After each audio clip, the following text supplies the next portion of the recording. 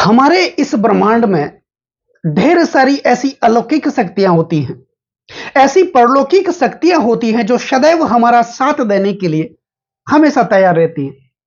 बस उस शक्तियों को जगा करके उस शक्तियों की दिशा को हमारी ओर मोड़ने की जरूरत होती है। और एक कहावत है, जिसकी दिशा सुधर जाती है उसकी दशा सुधर जाती है। दोस्तों, केतु हमारे वैराग्य के कारक, धर्म और अध्यात्म के कारक, मोक्ष के कारक, पलायनवादी सोच को उत्पन्न करने वाले केतु राशि परिवर्तन करने जा रहे हैं। 18 मई 2025 का वो दिन होगा जिस दिन राहु बुध की कन्या राशि से निकल करके सूर्य की सिंह राशि का गोचर करेंगे। 18 सालों के बाद ये सिंह राशि में आ रहे हैं और 18 महीने तक सिंह राशि में ही विराजमान रहेंगे। तो केतु के इस राशि परिवर्तन का प्रभाव मकर राशि वाले जातकों के जीवन पर किस प्रकार देखने को मिलेगा, इस वीडियो के माध्यम से हम जानने वाले हैं और समझने वाले हैं। दोस्तों, केतु एक सन्यासी हैं। केतु वैराग्य के कारक माने जाते हैं। राहु और केतु नाम सुनते ही लोगों के होश उड़ जाते हैं और यह सत्य भी है, क्योंकि इस दुनिया में गृहस्थ जीवन जीने वाले लोगों का जो तबका है वो बहुत बड़ा है। और उस गृहस्थ जीवन पर यदि केतु जैसे ग्रहों की छाया पड़ जाए तो फिर क्या होगा? मुश्किल, पीड़ाएं, बाधाएं, समस्याएं, परेशानियां। क्योंकि केतु वैराग्य के कारक माने जाते हैं। संसार के सुख को खत्म करने वाले, संसार के आकर्षण को खत्म करने वाले और हमारे जीवन में पलायनवादी सोच को उत्पन्न करने वाले ग्रह केतु को ही माना जाता है। जिनके पास सिर्फ धड़ है, सर नहीं है, सिर्फ देना जानते हैं। और यकीन मानिए, केतु जैसे ग्रह जब देने पे उतर आए तो छप्पर फाड़ के दे देते हैं। राहु और केतु के बारे में अक्सर कहा जाता है कि ये दोनों ग्रह वक्र चाल चलते हैं, उल्टे चलते हैं और हमेशा समसप्तक रहते हैं। राहु यदि हमारे घर का मेन दरवाजा है तो केतु पीछे का दरवाजा। राहु आगमन है तो केतु प्रस्थान है। राहु ऊर्जा कर्म है तो केतु एक भंवर में क्रियाहीन से रहने वाला ग्रह और वास्तव में कर्म और क्रिया को समाप्त कर इस दुनिया से दूर ले जाने वाले ग्रह अगर कोई है तो वो है केतु। दोस्तों, केतु राशि परिवर्तन करेंगे और मकर राशि वाले जातकों के लिए केतु का यह राशि परिवर्तन महत्वपूर्ण इसलिए है क्योंकि आपकी राशि के स्वामी बनते हैं शनिदेव। 29 मार्च 2025 को शनिदेव ने अपना राशि परिवर्तन किया था और अपनी मूल त्रिकोण राशि कुंभ राशि से निकल करके देवगुरु बृहस्पति की मीन राशि में विराजमान हुए और मकर राशि वाले जातकों के लिए तीसरे भाव में विराजमान हुए। त्रि छष्टे च लाभे शनि सौख्यदाता की जब भी शनिदेव गोचरवश परिभ्रमण करते हुए हमारी जन्म राशि से यानी कि चंद्रमा से तीसरे, छठे व एकादश भाव का संचरण करते हैं, अत्यंत शुभ स्थिति में होते हैं। और राहु और केतु ये शनि के समुदाय के ग्रह माने जाते हैं। ये तीनों ग्रह एक ही दल के ग्रह माने जाते हैं। तो ऐसे में शनिदेव की स्थिति मकर राशि वाले जातकों के लिए अच्छी है। दूसरी बात, शनि की 7.5 खत्म हो चुकी है। ऐसे में राहु और केतु का राशि बदलना मकर राशि वाले जातकों के जीवन में एक सौगात लेकर के आने वाला है। क्यों? क्योंकि केतु अष्टम भाव में विराजमान होंगे। ये भाग्य स्थान से निकल करके अष्टम भाव में विराजमान होंगे। तो अष्टम भाव में केतु की स्थिति सबसे बेहतर मानी जाती है।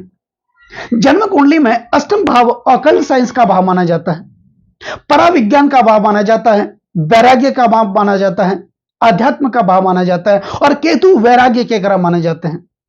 तो केतु जब अष्टम भाव या द्वादश भाव में विराजमान होते हैं तो द्वादश भाव मोक्ष का भाव माना जाता है और केतु मोक्ष के ग्रह माने जाते हैं। तो मकर राशि वाले जातकों के लिए केतु अष्टम भाव में विराजमान होंगे और इनकी पंचम दृष्टि से ये द्वादश भाव को भी देखेंगे। तो ये बेहतर स्थिति है मकर राशि वाले जातकों के लिए केतु की अष्टम भाव में विराजमान होना।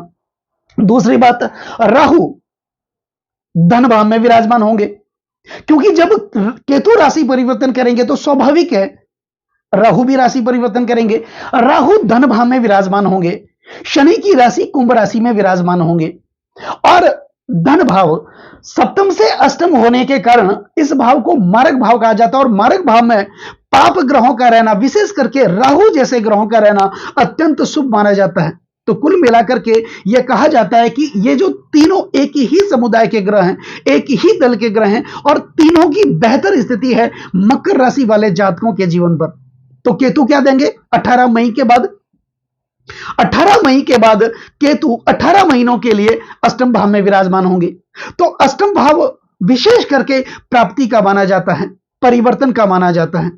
तो आपके जीवन में कोई न कोई नया परिवर्तन, नई प्राप्ति देखने को मिलेगी, क्योंकि इससे पहले का जो समय 7.5 वर्ष आपके लिए मुश्किलों में गए होंगे, पीड़ाओं में गए होंगे, बाधाओं में गए होंगे, क्योंकि शनि की 7.5 चल रही थी और केतु भाग्य स्थान में विराजमान थे, तो भाग्य का साथ नहीं मिल रहा था।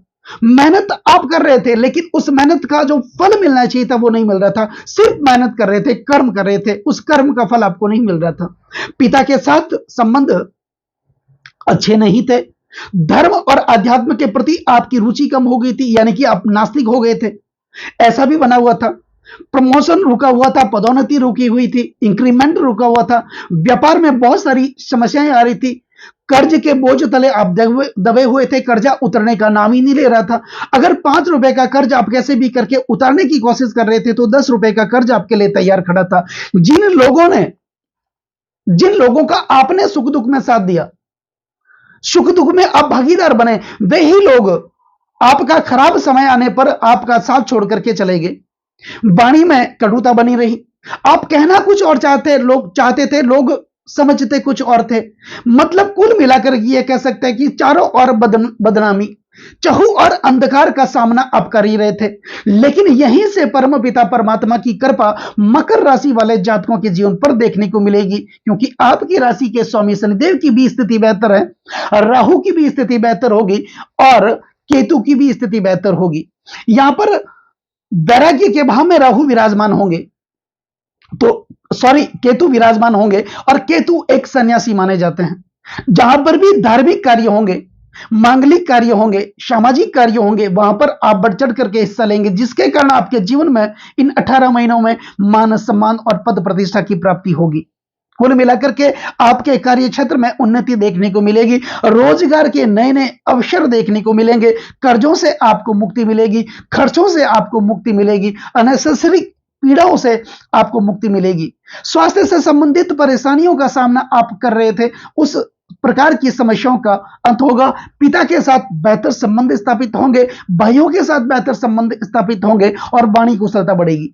आपकी वाणी कुशलता के कारण आप अपना फंसा हुआ काम निकालने में माहिर होंगे, क्योंकि ऐसी कूटनीति, ऐसी दृढ़ इच्छा शक्ति केतु आपको देंगे, क्योंकि केतु दृढ़ इच्छा शक्ति के कारक माने जाते हैं और इच्छा शक्ति का जीवन में होना बहुत जरूरी होता है। केतु एक सपना है, केतु एक धुआं, एक छायाग्रह, और सपना वो नहीं होता जो नींद में सोते हुए देखा जाता है, सपना तो वो होता है जो सोने नहीं देता है। ऐसी दृढ़ इच्छा शक्ति, कुछ कर गुजरने की इच्छा शक्ति केतु आपको इन 18 महीनों में देने वाले हैं। अब केतु के पास 3 दृष्टियां हैं। जहां पर भी केतु विराजमान होते हैं, उस भाव से पंचम भाव में दृष्टि करते हैं, सप्तम भाव में दृष्टि करते हैं और नवम भाव में दृष्टि करते हैं, क्योंकि इनकी दृष्टियां गुरु व्रत दृष्टियां मानी जाती हैं। जहां पर देवगुरु बृहस्पति की दृष्टियां जाती हैं, वहां पर केतु की भी दृष्टियां जाती हैं। तो केतु मकर राशि वाले जातकों के अष्टम भाव में विराजमान होंगे और इनकी पंचम दृष्टि होगी आपके द्वादश भाव पर, मोक्ष के भाव पर। तो यकीन मानिए यह भाव अन्यत्व और परत्व का माना जाता है। कुल मिलाकर के आपके अंदर अच्छे चरित्र का निर्माण होगा, जिसके कारण पति पत्नी के संबंध बेहतर होंगे। यह भाव निवेश का माना जाता है, जहां पर आपने अपना धन लगाया, पैसों का निवेश किया, धन का निवेश किया, वो पैसे फंसे हुए थे, फंस रहे थे पहले, लेकिन वो फंसे हुए पैसे आपके जीवन में वापस आएंगे। यह भाव विदेश का भाव माना जाता है। अगर आप उच्च शिक्षा के लिए, हायर एजुकेशन के लिए विदेश जाना चाहते हैं, या फिर अपने बच्चों को हायर एजुकेशन के लिए, उच्च शिक्षा के लिए विदेश भेजना चाहते हैं, या फिर आप विदेश जाकर के कोई व्यापार करना चाहते हैं, या फिर आप इंपोर्ट एक्सपोर्ट का काम करना चाहते हैं, आपके लिए यह बेहतर स्थिति होगी। तो कुल मिलाकर के प्रॉपर्टी का लाभ भी मिलेगा, जो पैसे फंसे हुए थे वो पैसे भी आपको वापस मिलेंगे। अब केतु की सप्तम दृष्टि होगी आपके धन भाव पर, धनागमन बढ़ेगा, धन का अब आगमन बढ़ेगा, रोजगार के नए नए अवसर आपके लिए उत्पन्न होंगे, आय के इनकम के नए नए सोर्स आपके लिए उत्पन्न होंगे। और कुल मिलाकर के ऐसा कहा जा सकता है कि कौटुंबिक स्थिति, पारिवारिक स्थिति आपकी बेहतर देखने को मिलेगी। और जहां पर परिवार वाले एक जगह बैठ करके किसी भी समस्या का समाधान निकालने के लिए तत्पर होते हैं, वो स्थिति सबसे बेहतर मानी जाती है। और केतु की नवम दृष्टि होगी आपके चतुर्थ भाव पर। चतुर्थ भाव प्रॉपर्टी का भाव माना जाता है, चतुर्थ भाव माता का भाव माना जाता है, चतुर्थ भाव राजनीति का भाव माना जाता है। तो यहां पर कोई ना कोई वाहन आप खरीद सकते हैं, आपके जो सपने हैं वो सपने आपके पूरे होंगे, आपके घर का मकान का जो सपना है वो सपना आपका पूरा होगा। और राजनीति के लिए तो यह दृष्टि, केतु की नवम दृष्टि बहुत अच्छी मानी जाती है, क्योंकि यह चतुर्थ भाव राजनीति का माना जाता है। यह भाव जनता के समर्थन को दिखाता है, और यह भाव विरासत का भाव माना जाता है। कई लोगों को राजनीति विरासत में मिल जाती है, और कई लोग अपने मेहनत के बलबूते पर राजनीति में एक मुकाम हासिल करते हैं। और यह भाव जनता के समर्थन को दिखाता है। जनता के समर्थन के बिना राजनीतिक सफलता नहीं मिलती। और केतु जैसे ग्रहों की छाया जब चतुर्थ भाव पर होगी, जो लोग राजनीति में उतरना चाहते हैं, जाना चाहते हैं, या फिर पहले से राजनीति में है, पॉलिटिक्स में है, उनके लिए तो यह बेहतर स्थिति है। तो कुल मिलाकर के ऐसा कहा जा सकता है कि मकर राशि वाले जातकों के लिए राहु और केतु का, और विशेष करके केतु का राशि बदलना बेहतर स्थिति को दर्शाता है। तो आपके अंदर आपके जीवन का निर्माण देखने को मिलेगा। अब बात करते हैं कुछ उपायों की। तो उपाय में केतु से संबंधित आपको कुछ उपाय करना है। दुर्गा सप्तशती का पाठ अगर आप कर सकते हैं तो इन 18 महीनों में आप करिए। दूसरा, काली कंबल का दान किसी जरूरतमंद को आप दान करिए। भगवान गणेश जी की पूजा करिए। यह उपाय आपको निरंतर 18 महीने तक करना है। तो दोस्तों, कैसा लगा ये वीडियो अगर आपको अच्छा लगा हो, मेरा समझाना आपको अच्छा लगा हो, समझाने का तरीका अगर आपको अच्छा लगा हो, तो इस वीडियो को आप आगे से आगे शेयर जरूर करें, बेल आइकन बटन को जरूर दबाएं, ताकि मेरे आने वाले और भी नए नए वीडियो के नोटिफिकेशन सीधे आप तक पहुंच जाएं। लाइक जरूर करें, कमेंट जरूर करें, क्योंकि आपका एक लाइक और एक कमेंट मेरे अंदर बहुत ज्यादा आत्मविश्वास भर देता है। और कमेंट में ओम नमः शिवाय ये आप जरूर लिखें, और चैनल को सब्सक्राइब जरूर करें। नमस्कार दोस्तों।